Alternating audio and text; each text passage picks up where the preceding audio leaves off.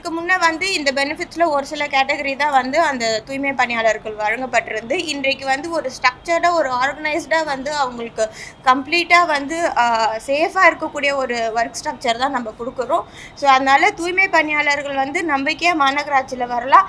அதே போல் என்றுமே வந்து மாநகராட்சி தூய்மை பணியாளர்களின் கோரிக்கைகளும் அவர்கள் எழுப்பக்கூடிய குரல்களை கேட்க நம்ம மாநகராட்சி தயாராக இருக்கிறது. அவங்க தரப்புல இருந்து சொல்லும் போது எல்லாமே குறிப்பிட்டு சொல்றாங்க. நிறைய பேர் அரசு அதிகாரிகளுக்கு வந்து எல்லா பெனிஃபிட்ஸையும் அரசால கொடுக்க முடியுது, தூய்மை பணியாளர்கள் மட்டும் எந்த பெனிஃபிட்ஸையும் அரசால கொடுக்க இல்ல. பெனிஃபிட்ஸ் தான் நான் இப்போ இத்தனை பெனிஃபிட்ஸ் வந்து குறிப்பிட்டு தனியார்ட்ட விட்டு தான் அதுதான் நான் குறிப்பிட்டு தெரிவித்திருந்தேன். இன்னைக்கு தனியார் மூலியமா நம்ம எடுக்கக்கூடியதுனால பல்வேறு வகையில வந்து அந்த பெனிஃபிட்ஸ் எல்லாமே இருக்கு.